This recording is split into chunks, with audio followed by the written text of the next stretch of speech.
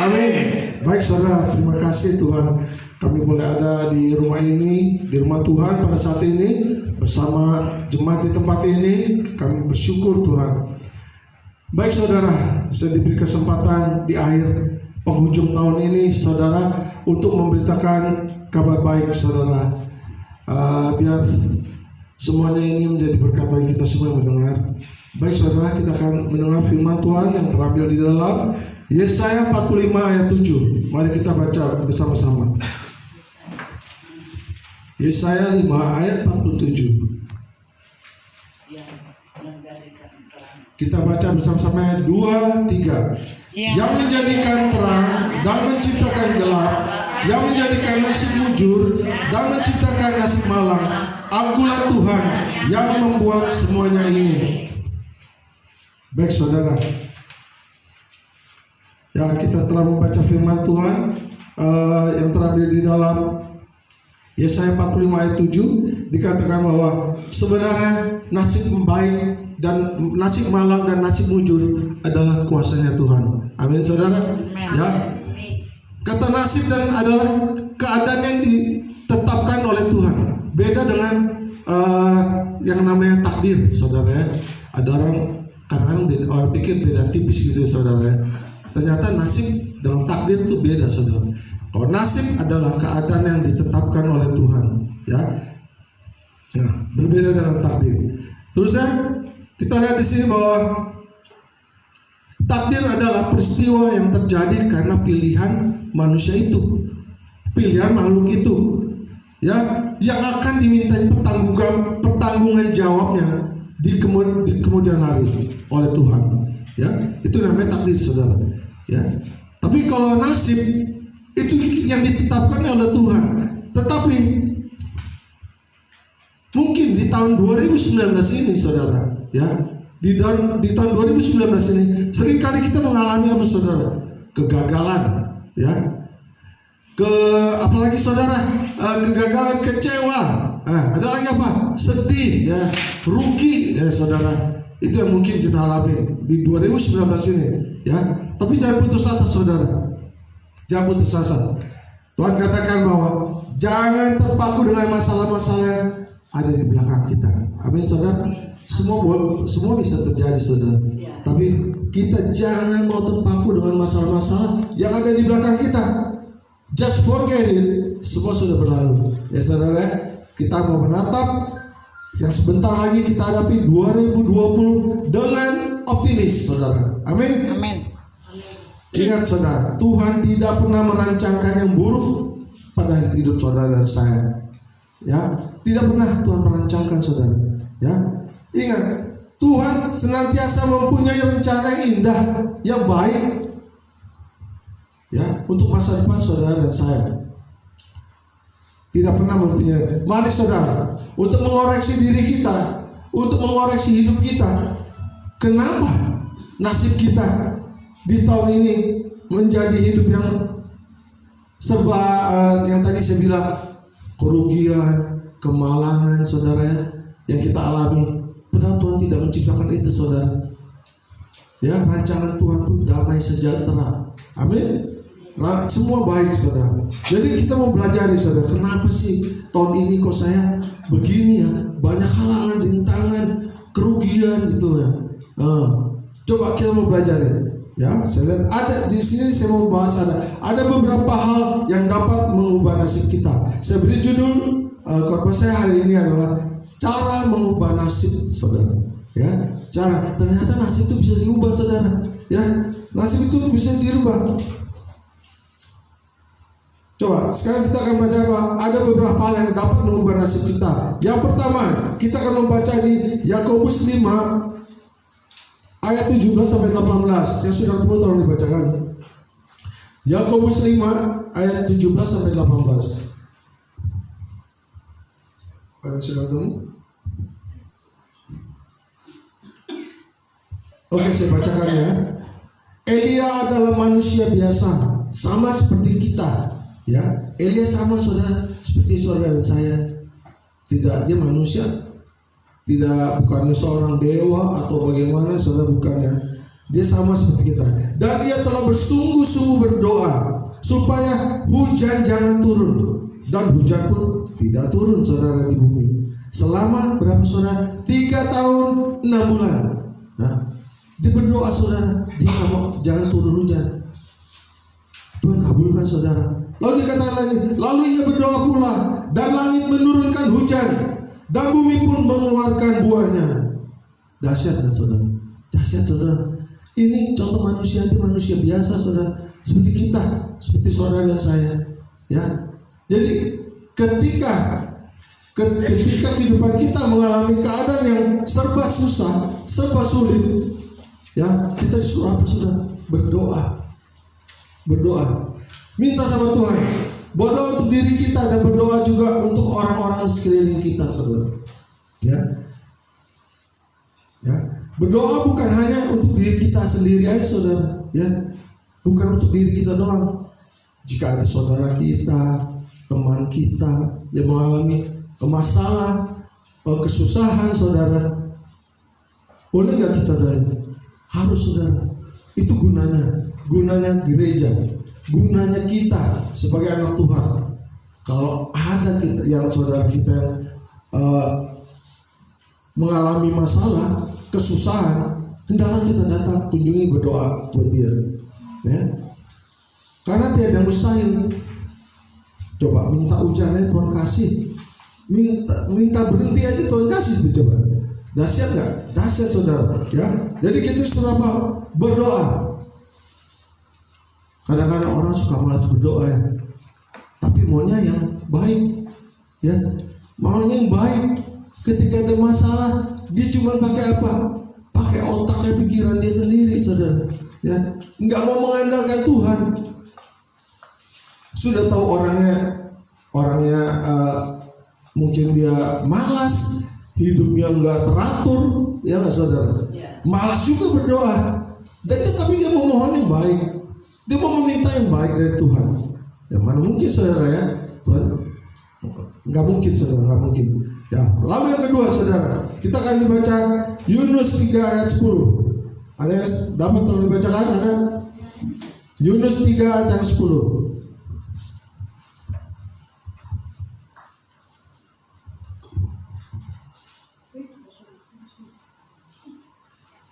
Ketika Allah melihat perbuatan mereka itu, yakni bagaimana mereka berbalik dari tingkah lakunya yang jahat, maka menyesallah Allah karena malapetaka yang telah dirancangkannya terhadap mereka, dan ia pun tidak jadi melakukannya. Coba tuh, saudara, luar biasa nggak Tuhan? Luar biasa, saudara. Ya, ternyata hati Allah tuh nggak sekejam hati manusia, saudara. Ternyata manusia lebih kejam. Coba, saudara, Tuhan bilang, dikatakan sini, dikatakan, ketika Allah melihat perbuatan mereka itu, perbuatan mereka maksudnya ini perbuatan yang baik atau tidak baik, saudara? Tidak baik, saudara, ya. Yakni bagaimana mereka berbalik dari tingkah laku yang jahat. Tadi mereka jahat, saudara, ya, jahat. Ketika kita jahat, kita berbalik, Tuhan katakan, maka menyesallah Tuhan. Wow, Allah kita ternyata, kalau kita pikir-pikir, iya ya, Tuhan, saya sering berbuat salah, saya sering kali mendukakan Tuhan, tapi Tuhan tetap memberkati saya, tetap memelihara hidup saya. Dahsyat nggak, saudara? Dahsyat, ya. Ya, ternyata hati Allah tidak sekejam hati manusia. Kalau ada orang yang bersalah sama kita, ya, yang berbuat salah sama kita, mungkin sekali, oke, saya maafkan. 2 kali, saya maafkan. Tapi kalau sampai 3 kali, hati-hati, tanduk saya bisa keluar. Ya lah, saudara. Nah, itu manusia, saudara. Ya, terbatas, saudara, terbatas luar biasa. Ternyata kasih Allah luar biasa, saudara, sangat luar biasa. Saya bersyukur punya Allah seperti Yesus. Saya bersyukur Allah saya tuh Yesus. Kalau Allah saya yang lain, mungkin saya udah gak ada ampun, ya, saudara. Sudah dihukum, masuk neraka pokoknya. Tapi kita bersyukur, saudara, kita ada di sini punya Allah yang luar biasa. punya Allah yang hatinya luar biasa. Luar biasa. Allah setia dan adil. Nah, kenapa Allah setia dan adil? Saya percaya. Kenapa adilnya Allah bagaimana, saudara? Contoh, sekarang gini, kalau saya berbuat salah nih, saya nyolong kebo misalnya, nyolong kambing misalnya, terus mungkin nggak yang dihukum istri saya? Mungkin nggak? Nggak mungkin, ya, nggak mungkin. Jadi kalau kita bersalah, saya berbuat kesalahan, harus tanggung jawab sendiri, saudara, ya. Dan itu kira-kira ketika kita mau melakukan yang jahat gitu, saudara, kira-kira Tuhan udah kasih sign nggak? Udah kasih tanda belum? Pasti udah, saudara. Melalui apa, saudara? Roh Kudus, ya. Saya percaya ketika kita terima Tuhan sebagai Tuhan dan Juru Selamat saya, Roh Kudus ada dalam hidup saya, ya. Apapun yang saya perbuat, saya percaya Roh Kudus sudah kasih sign sama saya, kasih warning, kasih tanda sama saya. Jangan. Tapi kira-kira Allah maksa nggak? Enggak, saudara. Ya, bisa nggak Allah nahan tangan kita supaya gini? Ya, itu kehendak bebas, saudara, ya. Sejak zaman dulu Adam dan Hawa, Tuhan nggak pernah si Hawa mau metik buah terlarang, terus tangannya ditepak gitu, ditepak nggak? Enggak, saudara. Enggak. Tuhan itu Dia memberi kehendak bebas sama hidup kita, ya. Dia sudah kasih warning, tapi Dia beri kehendak bebas sama kita, ya. Itu adilnya Tuhan. Jadi kalau kita salah, kita harus tanggung jawab, ya. Nggak bisa saya salah, istri saya yang tanggung jawab. Itu nggak adil namanya, saudara. Nggak adil. Jadi Tuhan biarkan, oh kamu mau memilih jalan, mau berbuat itu, ya silakan. Nanti akibatnya ini, gitu loh, ya. Akibatnya ini. Tapi kalau kamu nurutin ini, akibatnya baik, gitu, ya. Jadi Tuhan tidak pernah memaksa kita. Semua kehendak bebas kita, ya. Itu adilnya Tuhan, ya. Adil. Kalau lu bersalah, lu tanggung jawab, gitu, ya. Asal lu mampu aja. Ada satu pendeta bilang gini, kalau kita mau melakukan sesuatu yang jahat, sesuatu yang tidak berkenan di hadapan Tuhan, ingat, saudara, ingat, lu berani nggak nanggung resikonya, gitu loh, ya. Kalau lu berbuat ini, lu berani nggak nanggung resikonya ini? Di penjara misalnya gitu, siap nggak? Ya? Atau lu digebukin, lu nyolong motor di jalanan, nggak tuh lu digebukin orang sampai mau mati, gitu loh, siap nggak? Kalau siap, ya lakukan. Tuhan nggak pernah melarang kaki di tangan kita, nggak pernah. Jadi satu itu pilihan Anda, ya. Nah, setianya apa, saudara? Saya percaya dengan yakin. Ada yang bertanya sama saya, bilang, "Oh gitu enak aja dong, orang Kristen katanya, Tuhannya baik banget gitu loh." Oh iya, karena itu grace, kasih karunia Tuhan yang luar biasa dalam hidup kita. Ya, sekarang ini setianya bagaimana, saudara? Saya sangat yakin dan sangat yakin. Memang kita selama hidup di dunia ini, itu proses kita ini lagi diproses, ya, saudara. Ya, kita jatuh lagi, bangun lagi, jatuh, bangun lagi, jatuh. Soalnya apa? Yang sempurna belum datang, saudara. Ya, yang sempurna belum datang ke dunia. Bisa nggak kita salah? Bisa. Sampai besok kita mau mati nih, kira-kira bisa nggak kita berbuat salah? Bisa, saudara. Ada yang orang udah mau mati aja masih ada bikin salah. Ada nggak?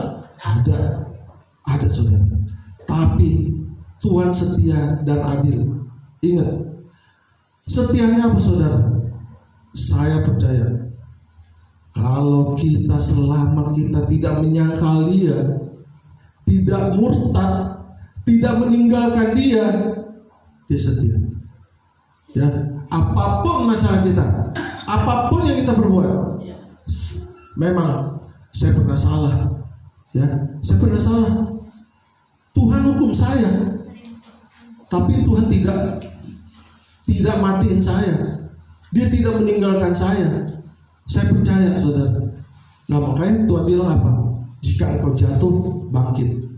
Ya, kau jatuh, bangkit. Kita masih bisa jatuh. Ya, bisa jatuh, bangun. Siapapun, ya, siapapun. Saya kasih tahu. Siapapun bisa jatuh, tapi Tuhan bilang apa? Bangkit, bertobat. Jangan berbuat lagi, kata Tuhan, kan? Ya, itu pesan Tuhan. Jadi dia setia dan adil, setia dan adil. Jadi saudara-saudara, dengan bertobat dan berbalik kepada Tuhan, Tuhan katakannya, kita dapat apa? Mengubah nasib kita. Ya, dapat mengubah nasib kita. Tuhan bisa mengubah nasib saudara dan saya. Ya, jadi tadi di ayat yang pertama dikatakan, nasib malang, nasib muncul, aku yang punya. Ya, itu kuasa prerogatif Tuhan. Kepada siapa dia berkenan, dia akan melakukan. Ya, saudara. Wah, dahsyat. Allah kita luar biasa, saudara. Ya, Allah kita luar. Jadi kita bertobat dan harus bertobat. Kalau kita memang jalan kita salah, bertobat, berbalik, saudara. Ya, ya, berbalik 180 derajat. Bukan berbalik 360 derajat, saudara. Ya. Kalau kita berbalik kebanyakan, saudara, berbalik 360 derajat, baik lagi ke jalan yang tidak benar, saudara. Jadi kita harus berbalik 180 derajat ke sana, saudara. Ya. Jadi meninggalkan yang lama, menatap yang baru. Amin. Amin, saudara. Jadi kita akan meninggalkan 2019 ini, saudara. Ya, kita akan menatap masa depan kita 2020 yang baru. Amin. Dengan optimis, beri kemuliaan bagi Tuhan. Haleluya. Baik, saudara. Lalu yang ketiga, saudara. Ya, kita baca di dalam Amsal 13 ayat 4. Saya bacakan. Hati si pemalas penuh keinginan, tapi sia-sia. Sedangkan hati orang rajin diberi kelimpahan. Baik, saudara. Yang ketiga, berusaha sebaik-baiknya, saudara. Ya. Mengapa orang rajin dikatakan orang rajin diberi kelimpahan, saudara? Kenapa? Ya, dikatakan hati si pemalas penuh keinginan, tapi sia-sia. Sedangkan hati orang rajin diberi kelimpahan. Kenapa, saudara? Karena ia berusaha dengan sebaik yang ia bisa, saudara. Ya, kita harus melakukan yang terbaik dalam hidup kita, saudara. Jangan buang kesempatan. Jangan bermain-main dengan waktu, saudara. Waktu kita sangat berharga sekali. Waktu kita sangat berharga. Saya kalau pikir-pikir, saudara, saya pikir kemarin-kemarin gitu, saya pikir, Tuhan, aduh, kenapa saya sekarang udah umur sekarang ya udah segini umurnya, Tuhan. Kok saya kayaknya baru agak menggebu-gebu gitu, cinta Tuhan gitu loh ya. Kenapa, Tuhan? Enggak, Tuhan panggil saya dari muda, Tuhan, gitu ya. Ketika saya umur 17 gitu loh ya. 17 nih, kayaknya masih muda nih ya, masih mawar nih. Wah, saya ngiri tuh, saudara. Saya ngiri, so. Nah, kalau ada anak muda kayak si Rian ini ya, wow, hebat, dahsyat. Saya bayangin, aduh Tuhan, kenapa Tuhan nggak panggil saya waktu saya umur segitu, Tuhan? Ya, kenapa nggak panggil saya umur segitu gitu? Kok waktu itu saya masih main-main gitu loh, masih menikmati kesukaan yang dunia gitu loh. Benar, saudara, benar. Setelah saya rasakan gitu, kayak saya rasa, ya, tapi kita nggak boleh menyesali, saudara ya. Kita nggak boleh menyesali hidup. Saya percaya ada waktunya Tuhan. Amin. Amin. Tuhan memakai kita tepat pada waktunya. Itu yang menghibur saya, saudara. Itu kata-kata yang menghibur saya. Ketika saya pikir, oh ya Tuhan, saya percaya waktu Tuhan yang terbaik. Amin. Amin. Jadi setiap kita Tuhan pakai menurut waktunya Tuhan. Ya. Nah, di sini katakan, kalau orang malas, mungkin nggak dia mendapatkan yang bisa hidup enak, bisa hidup. Jangan kata yang malas ya. Ada orang yang udah rajin aja, yang bangunnya, saya dengar bangun jam berapa? Jam 2 udah kerja. Jam 2 udah mulai kerja, angkut. Tapi hidupnya masih susah juga, saudara. Ya. Jadi benar kata Tuhan, orang bisa hidup kaya, berlimpah itu anugerah, ya. Jadi bukan karena saya hebat, saya rajin, saya pintar, bukan, saudara. Ya, jadi kita rajin itu pemberian Tuhan. Jadi semua yang kita nikmatin berkat-berkat itu karena anugerah Tuhan. Jadi nggak ada istilah ini gua ini bisa naik Mercy ini karena gua pintar loh, karena gua rajin loh. No. Jangan sombong, saudara ya. Jangan sombong. Itu karena kasih karunia Tuhan sama kamu. Supaya apa? Supaya kita yang diberkati jadi berkat buat orang lain, ya nggak? Supaya kita juga jadi berkat. Nah, kalau si pemalas tidak mendapatkan apa-apa, dia tidak bergerak, mana bisa dia mau menikmatinya? Ya, nggak bisa, saudara. Nah, oleh karena saudara jadilah rajin, ya. Kita harus rajin, saudara. Rajin, berusaha yang terbaik apa yang kita bisa. Selebihnya apa, saudara? Berdoa. Kita berdoa, Tuhan, aku serahkan semua pergumulan saya, apa yang saya kerjakan Tuhan, saya serahkan terjadi menurut kehendak-Mu, ya nggak? Ya. Alkitab katakan loh, jangan kepengen kaya, loh, Tuhan di Alkitab tuh, jangan kepingin kaya, loh, ya. Tapi kalau kita diberkati Tuhan, kaya salah nggak? Nggak salah, saudara. Ya, itu memang kasih anugerah Tuhan. Ya, dia percayakan kepada orang yang bisa dipercayakan. Ya. Iya, maaf ya. Kakak saya gitu. Dia masuk kamar mandi, tiba-tiba ada suara. Kamu mau ingin kaya? Nanti engkau tidak ada waktu untuk saya. Benar-benar tidak kaya, tapi anaknya yang kaya. Kirim uang terus ke dia untuk melayani. Ya, itu saja. Maaf ya. Oke. Ya. Jadi saya percaya kita diberkati atau tidak diberkati karena apa, saudara? Karena ada satu yang perkenanan Tuhan, ya, favor of God upon us. Jadi itu benar-benar kasih karunia Tuhan yang Tuhan berikan pada kita, gitu loh, ya. Ingat, jadi bukan karena kita pintar, bukan karena kita rajin, ya. Jadi itu nggak bisa disombongin. Kalau Tuhan berkati kita, saya jadi berkat juga buat orang lain. Ya, oke. Baik, lalu yang keempat kita baca di 2 Raja-Raja 7 ayat 3 dan 6. Saya bacakan. 4 orang sakit kusta ada di depan pintu gerbang. Berkatalah yang seorang kepada yang lain, mengapakah kita duduk-duduk di sini sampai mati? Jika kita berkata, baiklah kita masuk ke kota, padahal dalam kota ada kelaparan, kita akan mati di sana. Dan jika kita tinggal di sini, kita akan mati juga. Jadi sekarang, marilah kita menyeberang ke perkemahan tentara Aram. Jika mereka membiarkan kita hidup, kita akan hidup. Dan jika mereka mematikan kita, kita akan mati. Lalu pada waktu senja, bangkitlah mereka, masuk ke tempat perkemahan orang Aram. Tetapi ketika mereka sampai ke pinggir tempat perkemahan orang Aram itu, tampaklah tidak ada orang di sana. Sebab Tuhan telah membuat tentara Aram itu mendengar bunyi kereta, bunyi kuda, bunyi tentara, yang seorang kepada yang lain, sesungguhnya berkatalah seorang kepada yang lain, sesungguhnya Raja Israel telah mengupah raja-raja orang Het dan raja-raja orang Misraim melawan kita, supaya mereka menyerang kita. Nah, saudara ya, kita dengar firman-Nya bahwa ketika ada masalah, saudara,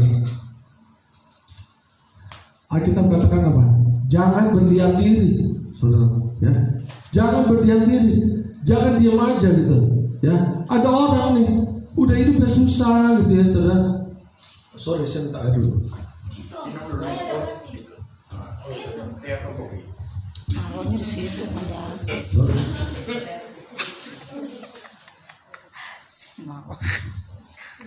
Ada orang sudah hidupnya susah ya. udah hidupnya susah, dia berusaha malah nggak bergerak gitu saudara. Merenungin kesulitannya, merenungkan ini, bukan dia cari jalan, ya. Tuhan bilang apa? Keluar, ya, jangan dia keluar, ya. Kalau kita di luar tuh antara bisa hidup dan mati, saudara ya. Di Alkitab yang tadi kita baca, bisa hidup atau bisa mati. Jadi ini satu Tuhan bilang, katakan bahwa jangan berdiam diri aja. Kalau ada masalah, coba ya, kita harus bergerak, harus keluar, harus bergaul sama orang, tanya ya, bergaul sama orang. Itu kadang-kadang kita dapat masukan, dapat hikmat gitu ya saudara. Ya, ketika keadaan menekan hidup kita, ketika kesulitan melanda, kita harus saudara? Serahkan hidup kita pada Tuhan. Kita keluar. Kita berdoa, Tuhan, apa yang saya harus lakukan Tuhan? Kok nasib saya begini Tuhan? Apa yang salah dalam hidup saya? Mungkin kita terlena dalam zona nyaman gitu saudara ya. Ada orang diam di zona nyaman, nggak bergerak-gerak, padahal hidupnya susah saudara. Tuhan katakan bergerak, ya, jangan diam saja. Ya, bagaimana kalau kita mau mendapatkan, kalau kita tidak bergerak, ya nggak saudara? Sekarang ini contohnya, ada berkat nih di meja ini, ada berkat, ya, Tuhan kasih berkat. Saya diam aja saudara, diam aja. Bisa nggak dia nyaperin saya? Nggak bisa saudara. Saya harus jalan ke sana, bergerak, ya, mengambil berkat itu. Saya bawa pulang, ya, jadi berkat buat apa? Keluarga kita, ya, rumah tangga kita, ya, itu saudara. Jadi nggak bisa, Tuhan harus bergerak. Lalu yang kelima, di dalam Ibrani 11 ayat 1 dan 6. Baik, saya bacakannya. Iman adalah dasar dari segala sesuatu yang kita harapkan dan bukti dari segala sesuatu yang tidak kita lihat. Yang keenam, tetapi tanpa iman tidak mungkin orang berkenan kepada Allah.